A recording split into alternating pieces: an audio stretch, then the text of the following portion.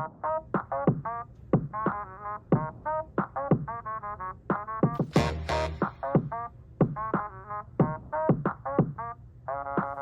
my lovelies, welcome back to the channel. Today I am prepping both vehicles, both Nessie and Mischief Maker, to head over to the Wrecker Games. No, we are not participating, we are not a competitor in any of these vehicles because you guys already know I'm Matt's spotter. That is my job. But I do have a vendor booth there for the vendor show, and both vehicles are going to be in there. So if you are around this weekend, definitely come over, say, hey, check them out, come get your merchandise. But right now, what I'm doing is I'm taking a look at the wiring in Nessie, and it dawned on me, I never actually did a breakdown on why our race ended prematurely. So this is just going to take a couple of minutes, but I'm just going to talk you through just a couple of things.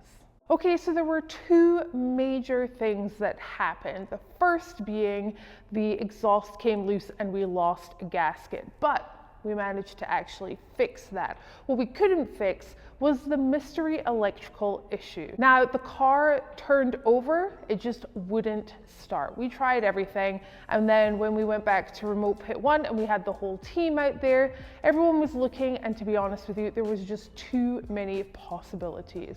Okay, so the first possibility are burnt wires. You can see that we have burnt wires right here. It's an obvious issue, but they didn't burn all the way through. We didn't have the necessary equipment to see if this section right here that had a lot of heat on there, if they had any connection issues at all. The second and third possibilities had to do with the fact that this harness is actually a modified stock GM harness that came with the engine and the transmission package. And none of these potential issues were the culprit. It ended up being the fuse box. Now, when Maddie and I were out on the lake bed, Matty did in fact double check all of the fuses, and they seem to look great. But the fuse for the ECU didn't have a solid connection on one of the sides. Even after troubleshooting the issue and repairing the two crispiest wires in the harness, we called a friend who deals with wiring, and he came in with a test light and quickly noticed that one side of the fuse was not showing continuity. He adjusted the connection within the fuse box, and of course, Nessie started right up. Something so simple and so silly ended our race. But to be honest with you, who knows what would have popped up if we had continued further on down the line on that race course. Remember, this was our shakedown run for this vehicle, and yeah, something most probably would have popped up a wee bit further down the line. Okay, so now that we've turned our attention to the wiring harness, we're actually going to make sure that we're happy with this, and we're going to protect it properly for the next race.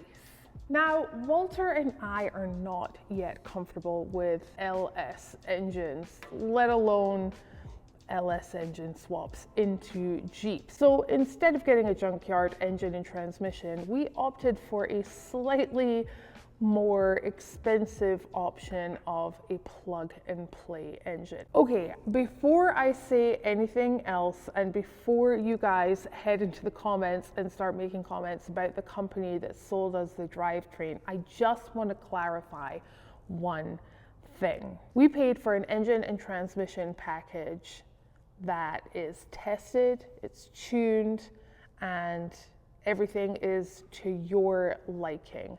And it runs on the pallet. That's exactly what we got. In many ways, it was perfect, but in the future, we'll probably go in a different direction. And that's more to do with our comfort level rather than our expertise.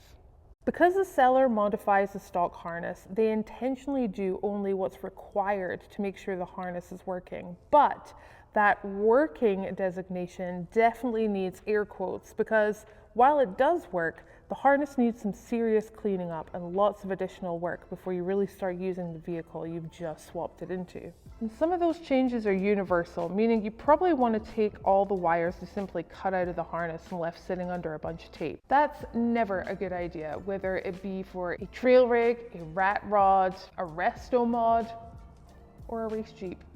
Something else you probably want to address are the fusible links. You want to make sure that you can have access to them, or that you can replace them easily without digging through fabric tape, which by the way is impossible to rip. You definitely have to cut through this, and or plastic and electrical tape, which are going to be in various different stages of decay.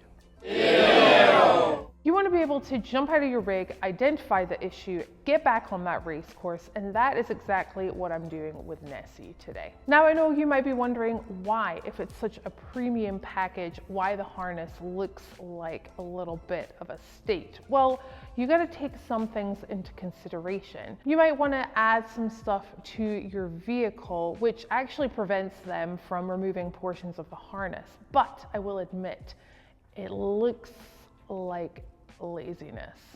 You can see that we have removed a huge portion of the harness from the vehicle. As I mentioned before, we're focusing on this area in particular because it runs right by the exhaust and was damaged during the race.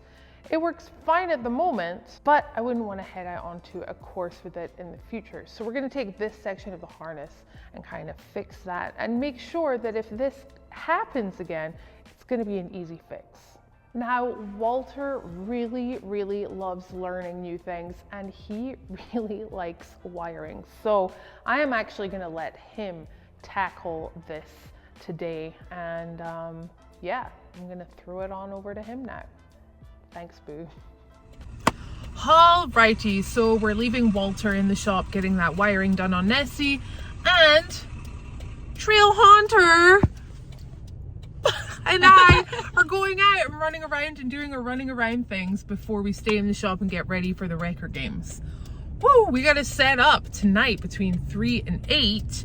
So we'll get that done at some point, but we have so much merchandise to pack up and organize and inventory before we even get there. And we have to get the vehicles all done. So it is a busy day, but we've delegated. So hopefully it'll get done.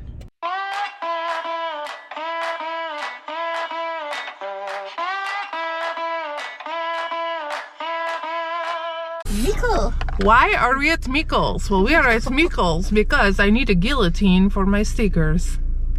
A what? I need a guillotine.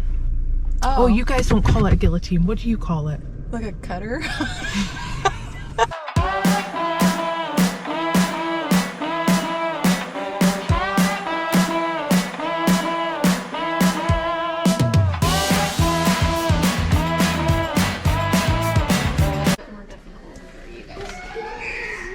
Acid-free tape. I've never heard anyone ask for acid-free tape. Okay, I'll go back to my cutter. Triple track. Is this what we want? Wire indicates cut line. Sometimes you just need a little outing. You know, a little run around to get things done. Always nice to do it with a friend. Meanwhile. Okay guys, like Holly said, it's time to dismantle this plug. This plug here is for the ECU, both of them actually, and this one here did look like this. What I've done so far is take off this gray section on this plug, is black for this one, taken that one out, and I've pulled the backing plate off and broke a few clips. You have to actually be very careful taking this off, especially with a vehicle that was released in 2011 and probably actually was on the market in 2010. So this is 12, 13-year-old clip. So some of that plastic did break, but nothing that's going to stop us from putting it back in place. There's a rubber isolator that keeps moisture away from the back of the plug. So that needs to pull forward. That's what that blue piece is here.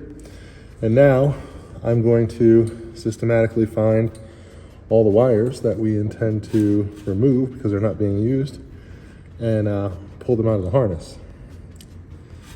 After that, we'll put this back together, plug it in, see if the car actually starts, make sure I didn't mess anything up too bad. And actually, as I pull these out, what I'm gonna do is take note of where they go so that if they do need to go back, I can put them back. I can't imagine there'll be a problem because they weren't plugged into anything. So we'll see. Time will tell.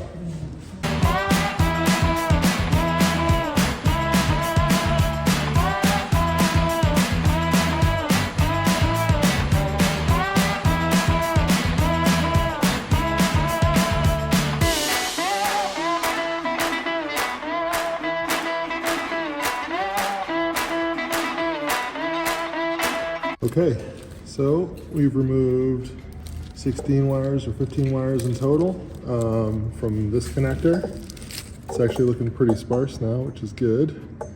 And there's nothing unnecessary in this particular section of the harness. There are a few more wires we need to address, I think 3 in total. We're gonna trace those back, do the same thing, and start to put this harness back together. Okay, while you guys were watching me do the harness, Kip has come back. He actually readjusted the lag bolts that are holding the lift in place, and he has been tightening under some stress the bolts that hold the shifters in place for the Atlas. It's a tight space, and I think he had to modify some tools to make it work. How's it going, Kip? Good. Is that custom? Can we keep that? Yes, you may. All right, thank you.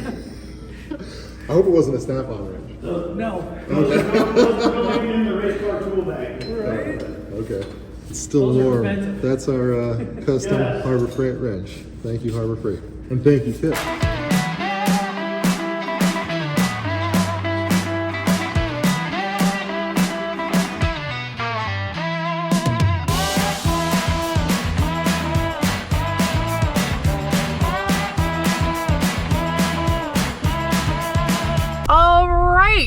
We're here at Schultz's. Doesn't look like the normal one that we go to. That's because it's not. It's in St. George. So St. George actually normally fill all of the CO2 tanks that I have. So yeah, that's why I come here instead of Harkin, because they do not fill them, believe it or not.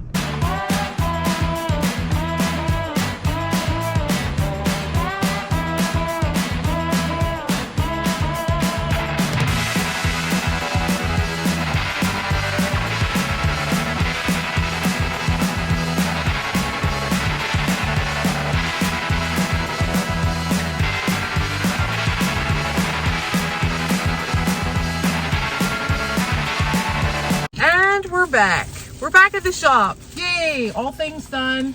Everything on the list done. Gonna head on in, work on vehicles, and then work on merchandise. All right, enough chittle chattle. Off with more prep.